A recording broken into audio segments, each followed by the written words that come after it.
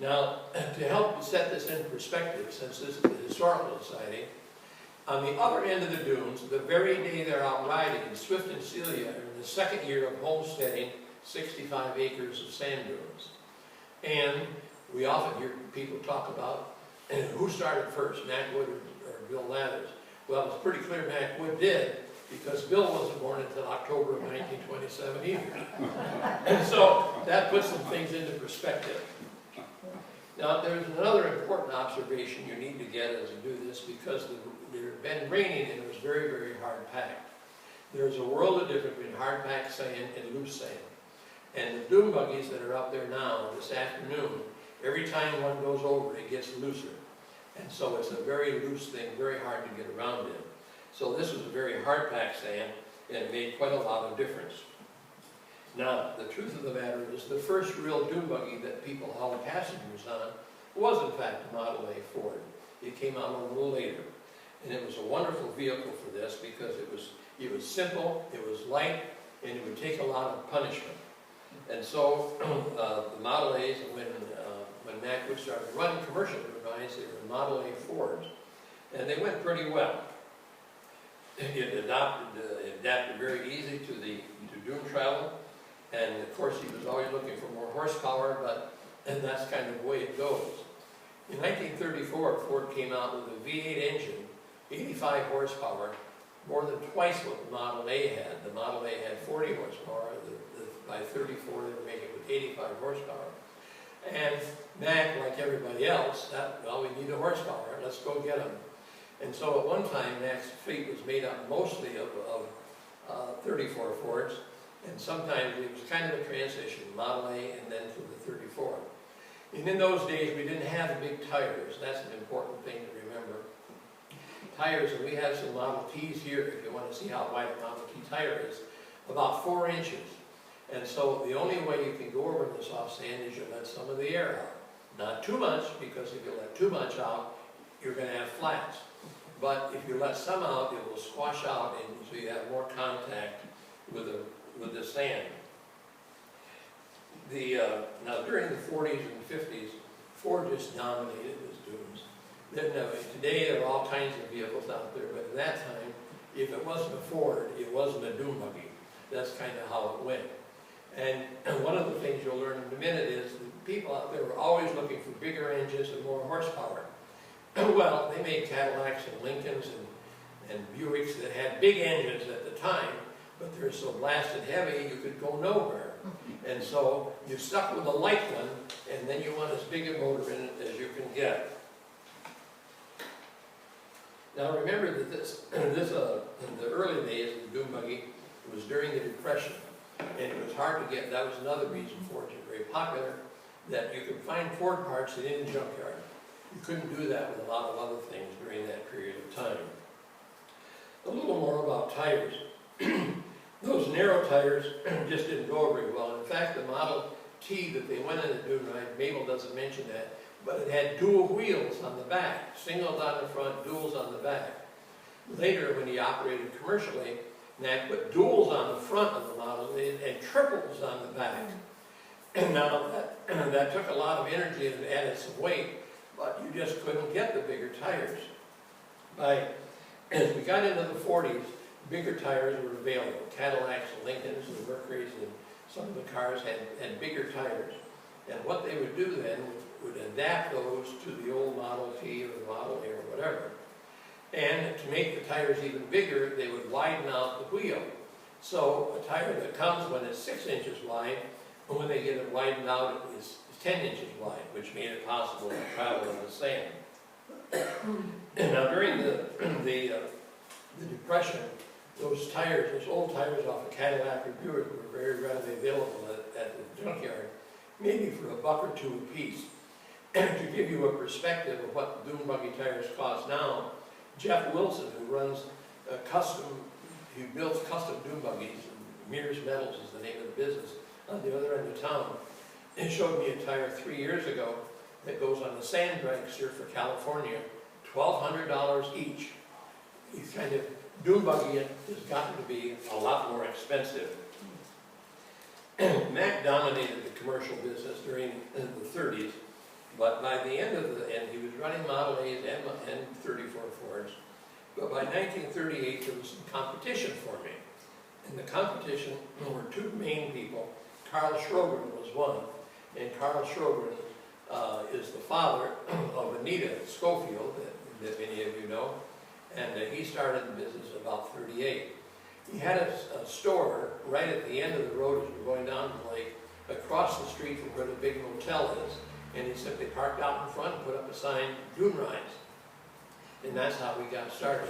Incidentally, he's the one that hauled the canoe out of the dunes that was found later, and you'll see a picture in the museum of Carl Schrogren's dune buggy with the canoe on top that he had hauled out, the canoe that had been found in the dune. The other one of that time was Larry Howe. Larry Howe was another one that he just hung up a sign and says, I'm in the dune ride business. He was pretty much a weekend person, but there was a little competition as early as 38. Well, let me move on to Bill and Link. Bill, my brother Bill, and Link and Hanthorne were college-age kids, and they used to camp in the state park. They each had their own dune buggy, and they did a lot of riding on their own, but they never had money for gas. Well, sometimes another camper would throw in a couple of bucks for gas. Remember, in those days, a couple of bucks would buy gas, and they would take them out. Another little trick they had to raise money is they would rake out part of the dirt in the state park and then drive one of the dune buggies right straight across it. Then they would sit back and wait for some darn fool in a full-size car to try to follow that path. And when they got stuck, they would go over and tow them out for a couple of bucks. That's how they supported their hobby. Well, that went on for a while, but in 1949 they decided that, hey, this is a lot of fun if we just figure out a way to get somebody else to pay for our fun. And so they went over to the state park, to the Parkside store, and they hung up a sign, and we have that sign, it's from 1949, it's in the museum. Bill and Link's Dune Ride start here, Parkside store. And they hung up the sign there. The Brubakers owned that building and allowed them to start out right out there in the parking lot. They owned no land, they each had one dune buggy, that's it, and that's how they started. And it wasn't making any money when they started it, but they had someone else paying for their fun. That's kind of how they looked at it. Bill at that time had a 39 Ford and Link had a 35 Ford, so they're still in the 30s, even in 1949. After they had been at the state park there a couple of years, Link went on to some other endeavors, and Bill moved the business down to what is Schofield's store at the time, in the corner right by where the cul-de-sac is now. Well, it's not a cul-de-sac, a roundabout, that's what I'm looking for, where that is at this time. Well, now you may be thinking, look, all these are old two-wheel drive jalopies, right? They're just jalopies and they got two-wheel drive. Why not four-wheel drive? Well, that's coming, but that's later. The reason it didn't come out earlier was even after the war, there were lots of four-wheel drive vehicles built for the military in World War II. But they didn't make good dune buggies for several reasons. One is they cost too much. Two is they were way too heavy. When the government builds anything, they always overbuild it, right? And then besides that, it just didn't have enough horsepower. They always put small engines in big rigs, and so they didn't really go well. Well, all of that began to change in 1954, thanks to an ingenious local man by the name of Carl Brandel. Carl Brandel, many of you know, but back in the 50s, Carl had a shop out in his yard where he built things and corrected things, fixed things, and so on. And he was a good friend of Bill's. And Bill was looking for a wrecker. He said, I need a wrecker in the dunes because there is no such thing as a wrecker up there. And if I tear out a transmission or a clutch or break an axle, I usually have to fix it right in the dunes. Now, can you imagine you haul all your tools out in the middle of the dunes with another dune buggy, jack it up and change the axle or change the transmission, because nothing will haul it out. You have to drive it out. That's how you have to do it. Well, so Bill wanted a wrecker. We talked to Carl about it, and Bill found a very well-worn that he wanted to make a wrecker out of. And he bought that, and it was kind of a clunker. It smoked and it rattled, I remember that. But the Power Wagon was built very much after the military thing. And the way the Power Wagon came to be really was, guys coming home from the military said, I want one like that. Well, they couldn't buy the military one at the time, so Dodge began to make this Power Wagon, which was copied after it, a lot of similarities to it. Well, the first thing was we were going to put some tires on it. So Carl built some wheels that are a foot wide, and they found aircraft tires that are 15 inches wide and put on that wheel. And when he had that done, heck with the rest of the record, I want to see if it'll go. That's Carl's attitude. And so he said, all right, we've got to go try it out. And so he did. And it went across the dunes unbelievably. These tires are so huge that it didn't sink in as much as a man walking in the sand. It was just floating over the top. And the thing had only 94 horsepower, but the thing was it had 8 speeds forward, so you always had another gear. So it wouldn't do much of climbing a steep hill, but you could always go around back. There was always a way to get you. There was nowhere on the dunes you couldn't get with this thing, except we had to sometimes take the easier route. Well, it was an unbelievable thing. And as soon as Bill saw it, he said, fine, okay, so you tested it out, it works fine, now I want my record. Carl said, wait a minute, I got another idea. And my other idea is this. He said, I think we ought to cut the top off the thing, we'll build a flatbed on the back of it, and we'll mount bus seats on it, and we'll make us a dune bus. And Bill says, you're nuts.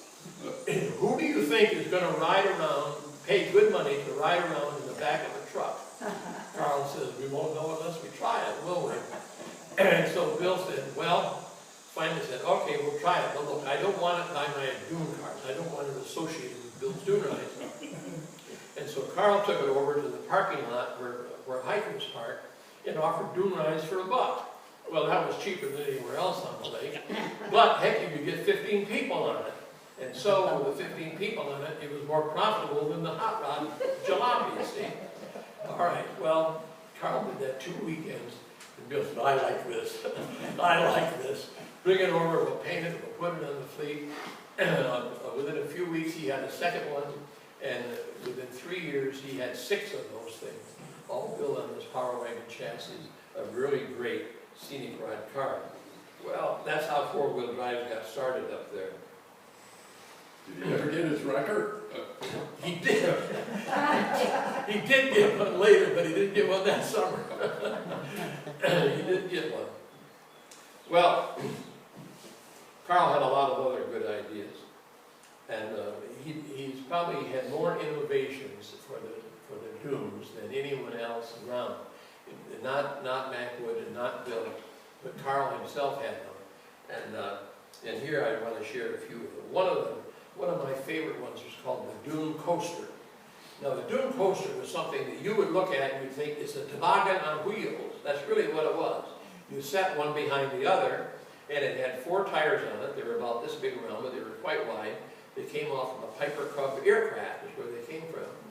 And then there was a handlebar in front, so the person in front could steer it. And of course there's no motor. It's a coaster. So you get it up on the top of the hill, hop on the thing, and like we used to do with the toboggan, the person on the back has to push it off the hill and then hop on the back. Well, the Dune Coaster was a big hit. It would just go, and if you were real clever, you'd go down one hill and up another one and bank around and end up back at the bottom of that hill. Well, that wasn't enough. Carl would take his Model A dune buggy up there, take the one rear wheel off from it, and make a big pulley. Put another wheel with no tire on that, and make another big pulley, and put it on a rope. And it would pull that coaster back up the hill. So you didn't have to pull it up the hill like we had to carry our toboggans. It would pull the thing back up the hill. Well, one of the problems with that, Carl didn't own the land up there, and another problem with it, somebody got hurt on it and threatened to sue, and so that was kind of the end of the Dune Coaster. But it's still a really important piece of Dune buggy history. Another one he built was he built a two-wheel drive wrecker, and they built that. The only purpose for that thing was because you couldn't pull anything on the dunes with it, but you could go on the beach. And they would go to the beach and pick up logs. A lot of logs used to wash up on the beach of Lake Michigan a lot. And they had a trailer behind another Model A, and then this thing would, you'd pick up those logs and put them on this trailer and haul them out, and haul them over to Flood Sawmill. In fact, the first barn that Bill had for the Dune Buggy barn, was built out of logs they got off of the beach, hauled to Flood Sawmill, and then hauled back down to the lake to put to work. The next one that Carl came up with, these aren't in any particular order really, was the flying saucer. Now you've all heard about the flying saucer. Well, the flying saucer was a really revolutionary thing. It changed dune buggy history forever, and you'll see why here in just a minute. On a flying saucer, there's a seat for the driver and the passenger right up in front, right by the front wheels. You can reach out when you're in the driver's seat and touch the front wheel. The motor is in the back, and the thing is built with 2 pieces of pipe for a frame. No fenders, nothing else. If you don't need it, get rid of it. That's how that thing worked. And that became a real good thing. The reason for that was that the motor is on the drive wheels. You know, that's one of the things. When you've got weight, you don't want it on the wheels that you're pushing, like the front wheels of the car at that time. You want it on the drive wheels. Well, Carl figured that thing out, so the motor's in the back. And it was all by trial and error. And incidentally, years later, I asked Carl, some people built them longer and some built them shorter, but nothing matched the one that Carl built. It was not too long, not too short. It would spin around very quickly and so on. I said, Carl, how did you decide how to build that first one? How did you decide the length of that? He said, that's how long the pipe was I had. Very scientific approach, right? Well, following that flying saucer came the VW Bug. Now, someone discovered, you know, in the late 50s and the early 60s, Volkswagens were everywhere. The Beetle was really kind of coming all over the area. And someone got thinking, now wait a minute, you got to get the motor over the back wheels, and you got to cut off all the extra weight. Why don't we make one out of a Volkswagen? And so they started making a lot of Volkswagens. And thousands of Volkswagen dune buggies have been made since. We have a couple here in the museum. One that was made in a framework, and one that was made with a kind of as a plastic tub that's making out of. But they became very, very, very popular. Well, next, let me go to there was a time, I told you about the Power Wagon, that was 4-wheel drive, but it only had 94 horsepower. Well, that's not enough to climb a steep hill. It doesn't matter how much weight you've got, you're not going to climb a steep hill with 94 horsepower. So, Bill began looking for a V8 powered, a bigger motor one, that had 4-wheel drive. In 1959, Ford announced they were coming out with one, a 4-wheel drive pickup. And Bill ordered 2 of those, and the day they came, he took them out of the shop, cut the tops off, took the doors off, cut the tops off, and started building a brand new dune buggy on 4-wheel drive pickup chassis. It was a big hit. It really went. It did all the things any of the other ones would do. It would haul more people. You could take 10 people on that, twice as many as the jalopy, and it was a big hit. You put aircraft tires on it, and notice in those days there were still no seat belts, no flags on the front, no rollover bars, but that's the way they were built in 1959. The next year he had to get a 3rd one. He said, I think that'll be enough. But it wasn't enough. And the year after that he got a bigger vehicle. He went to an International that time, and then later to Dodges. And they kept stretching, you know, they kept getting longer and longer. And you'll see we have a couple in the museum now. Each one will have 22 passengers.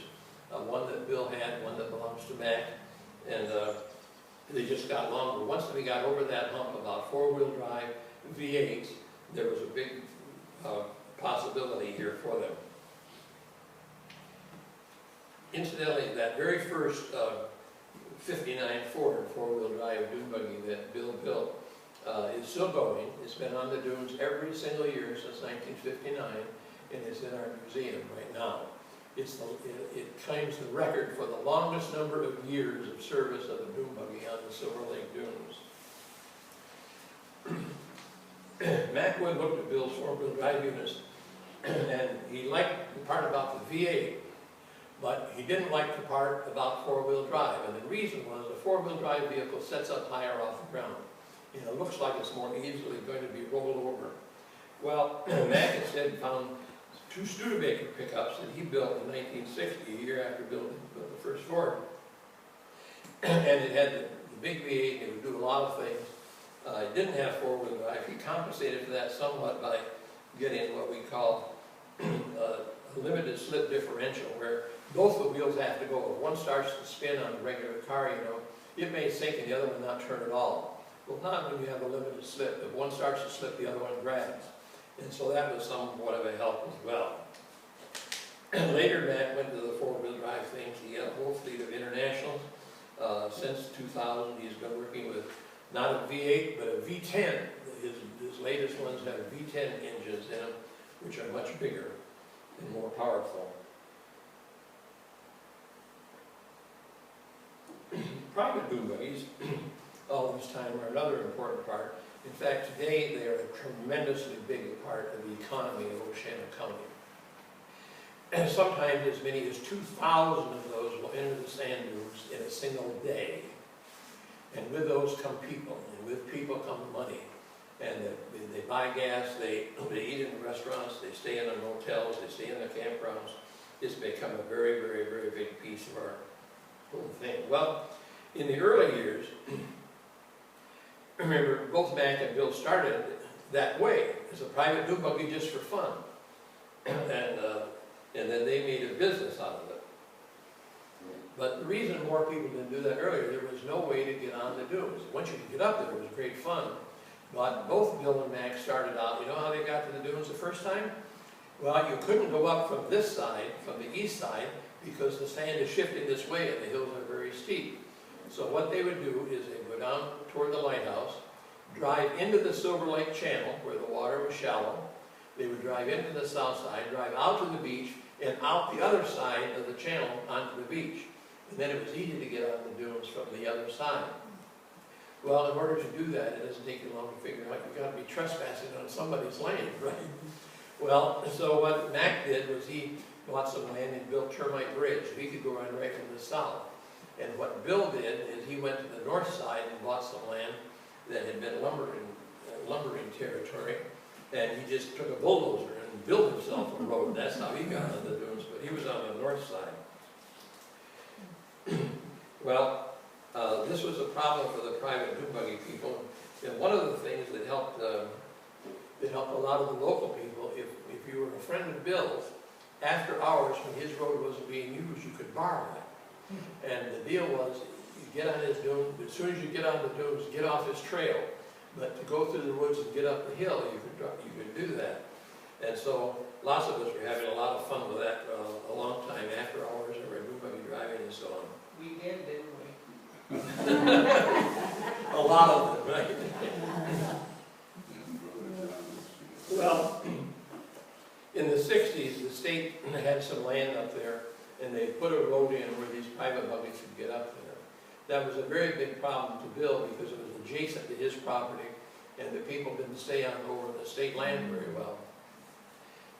And then, in fact, Bill owned a piece on Lake Michigan, which was my father and mother's homestead, and he could get to that. In order to get to that, he had to cross the state park's dune ORV area. Well, so there's a traffic jam in the middle of the dunes, but they solved that by putting up a four-way stop in the middle of the dunes called Dune Buggy Junction.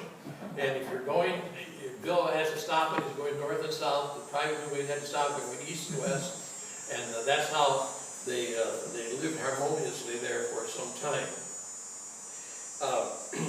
In the 70s, the state of Michigan offered Bill an awfully good deal on his land, and he thought it was time to retire.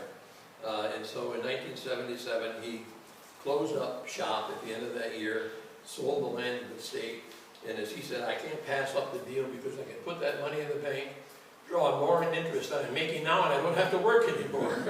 So it was kind of a retirement thing for him, even though at the time he was only 49 years old. Yeah, but interest was 18 to 20%. Yeah, it was different in those days, wasn't it? Yeah. Well, that's kind of an overview of the thing. I want to share with you, spend the last 10 minutes or so here with you about some little stories that I love to tell, and half of them I was part of the experiment, and some of them I wasn't, but I was real close by. So let me share a few of those with you. First of all, the story I call the Mount Baldy Slide. Now, the Mount Baldy was the highest point on the dunes, and it's moving east, sometimes by 5 feet, sometimes by 10 feet. One year it moved 42 feet in a single year. And so it's the highest point, and so on the top of that there's a flagpole to mark the highest point, and it's where Bill stopped on his dune ride for you could get out and take pictures and run around the buggy for a minute on the dunes. Well, it drops off as steep as sand can be. What's it called? The angle of repose or something like that. It's not, you'll read some stories about we went straight down. Well, you didn't go straight down. You went down at about a 37-degree angle is what you went down on. But anyway, if you started down that hill, the dunes started to slide. And you could reach out and, you know, it didn't matter where you put your hand, the sand was going right with you. So you put on the brakes and slide. Well, there was this whole area was a whole bunch of lumbering trails, logging trails. And if you got up on the top of that hill and you had the nerve to drive over that hill, knowing once you get over the hill you can't steer and you can't stop. You can slide, and maybe you're only sliding at 2 or 3 miles an hour, but you cannot stop because the hill's moving. Well, so it was great fun for those of us that drove for Bill after hours, if we had our own dune buggy or access to one we could borrow, and we would go up and drive off that hill and go down below and hit one of those lumbering roads. Well, this was great fun in the daylight. It was even more fun after dark. You turn off the lights and you slide down, and when you see the outline of the trees, you say, oh, better turn on the lights. And you flip on the lights, and here would be that road. And the way we knew where the road was you pull right up next to that flagpole, where you reach right out and touch it. Okay, that's where the road is, and you go down the hill. Well, one of our part-time drivers was Gene Geis. Some of you know that name. Gene Geis drove for us part-time, and he loved that hill. That's how he always came home. He went down, slide down Baldy, the Baldy slide. Well, one time we had a very bad wind, and the flagpole broke. And those of us that were driving for Bill were instructed to go up there and put up a new flagpole. Well, when we did that, the rule was put it on the highest point. Well, the highest point had moved about 20 feet. And so we put the flagpole where the highest point was. We all knew about that. Gene didn't know about that. So one night he pulls up to the top of that hill, right up next to the flagpole, and goes over with the lights out, and halfway down he flips on the lights. Whoops, no road. Then he can see it over here about 20 or 30 feet to his right, but it's way too late now. So he slides into the woods, walks home, and goes back to reclaim his dune buggy with a chainsaw the next day. He had to literally cut down some trees in order to get it out. I once did that slide, and I wish Dan were here today because he could verify this. I went over that one time with a friend, and as soon as I got over the hill, my friend said, "You're crazier than hell," and he jumped out. And I think that was Stan Harges, but I'm not sure. But you're crazier than hell, and he just bailed out. You know, we're going 2 or 3 miles an hour, and the whole hill is moving. So, here's another incident. When Bill and Link first started the dune rides, I explained they had to drive into the channel, down the channel, out the other side. And after a bad storm, they're always worried about logs. Are there going to be any logs that are going to block our way? So before they took any passengers, they would run out there to have a look. Well, one day they're out looking, early in the morning, and they're going down through the channel, and incidentally, a dune buggy sinks in the water and sand. You know, it doesn't keep floating. The dune buggy at that time didn't anyway. And they're going down through there, and all of a sudden Link is doing this. Stop! Stop! Stop! And he's pointing up here on the bluff, where there's a nude model with a photographer. And Bill says, if we stop, we're going to sink. And Link says, let the damn thing sink. Well, Bill didn't stop. But the model grabbed her clothes real quick and was covered up. Well, here's another one about sinking. How we sunk the Jeep in 1960. Two of my friends, both of them, who were driving Dune buggies, one worked for Bill and one worked for Mac. We used to go after hours. There was no place at Silver Lake to eat. Can you imagine that now after 8 o'clock? You couldn't find a hamburger anywhere? Well, now look at a place now. So what we learned to do was go out to Stony Lake. Grover's Chuck Wagon was at Stony Lake, and you could get great fries and burgers and stuff. And we went out there one night. Well, one night we were driving a Jeep, and not a very powerful Jeep, but it was a World War II Jeep. And on the way back, we came up with this bright idea. One of us drives for Matt Wood, two of us drive for Bill, and I don't think anybody has gone the whole length of the dunes, starting at the south end at the bridge, and come out on Bill's Road on the north. So we said, we're going to do that. This is a good time. And the driver that worked for Mac would drive across Termite Bridge, and then we'd switch drivers as we got into Bill's territory. Well, so we started out. There was just one thing we forgot about. And there was one hill in the middle this Jeep would not go over. And we tried it a couple times. So our choices are, we go back over Termite Bridge, but we're afraid we're going to get caught for trespassing. We snuck through there the first time back. We looked around very carefully and didn't see anybody. And the other is, we go over by the drop-off and go around the dunes in Silver, drive down in Silver Lake, you know, where the drop-off is. So that was the method we took. Well, after just a couple of minutes, the motor in that Jeep began to sputter. It was wet. And the driver, not thinking about what's going to happen if I push the clutch in, and just like you would think, it started to sink. And the motor started running again, but by now it's too far down. So we sunk the Jeep. Well, we walked back around the lake and left the Jeep sitting in the lake there. And in the morning, we got Bill to take his record. By then, here's the record. I've got this record. He's got the four-wheel drive record with these huge tires on it. He went over there and winched the thing out for us. And he thought it was kind of funny, but we were all drivers. We all knew better than that. And so we came away rather embarrassed. Here, I have just two more I want to share with you. Driving my first thrill ride.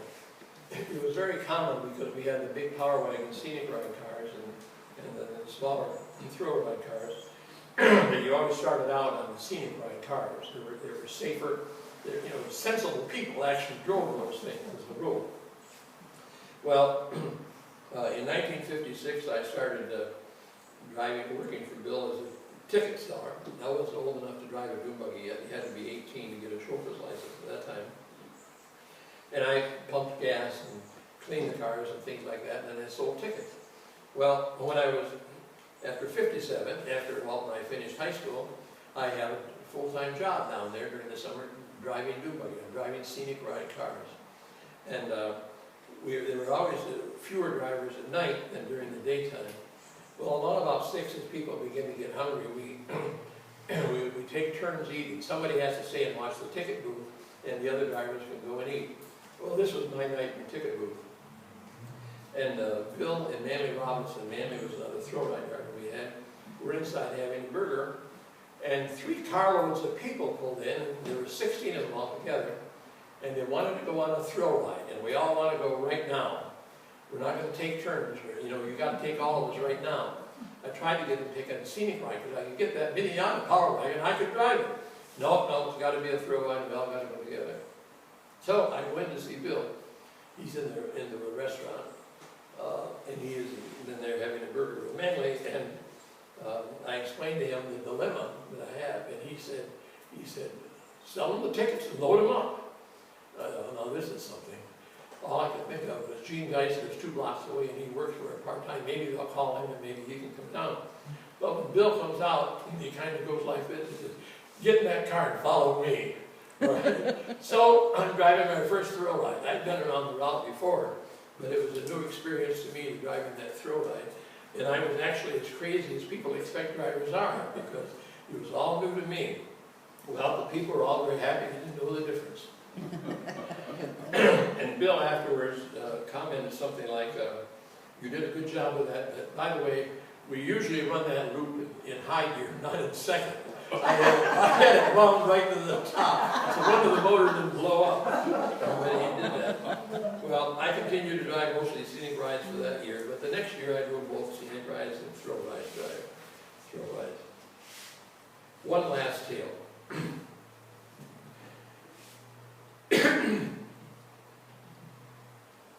Many of the drivers, both at Max and Bill, were college-age students, not all of them. Bill really liked farm boys, what he really liked, people that had driven tractor and been off the road before. But when that failed... doodle bugs. What? The farm boys had doodle bugs. Yeah, doodle bugs, and sometimes all kinds of things that they'd driven off. But he couldn't find those, and he'd settle for a college boy. And if you were a farmer college boy, you were the ideal candidate for this. Well, many of us were college-age guys and all single. And after hours, we liked to go looking for the girls, all right? And I'll tell you, if you had a Dune buggy, you had the first step going here. So, well, one night, this was in 1960, my friend who also drove and I, we had a flying saucer, and we took it down to the state park. And he knew where there was some girls' park, camped in the state park that he had graduated from high school with, so he knew all of them. He said, come on, he said, they're on that back road, go around that back road. So we stopped, of course, and talked, and then after a while, we're offering a free Dune ride to any two of you that are brave enough to go with us. Well, two finally jumped on, and they were brave souls, and we went for a Dune ride. And this seat, incidentally, is about so wide. There were four of us on a seat built for three, so we were in there pretty tight. But we had a good Dune ride. In fact, we had such a good time. We went back there another night that week, and I think at the end of the week, as I recall, we had a beach party out at the lighthouse. That was the days when you could still run a Dune buggy at the lighthouse. And we went out there. Well, one of those girls became very special to me. I got attached kind of to that one and started chasing it. And together we've been on hundreds of Dune rides since then. Our days on the flying saucer are over, but we have our own Dune buggy now, and it's big enough to take our 4 kids and our 3 grandkids right along with us. Thanks a lot. Thank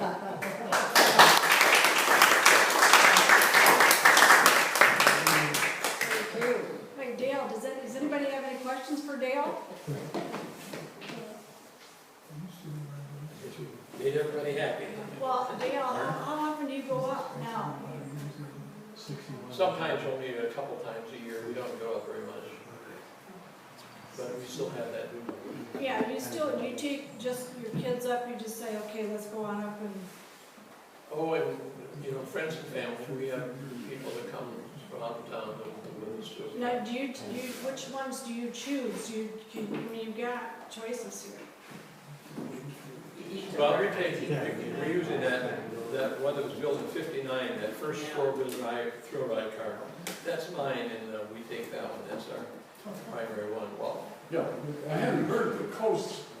The coaster? And so that was new to me. When did it start and when did it end?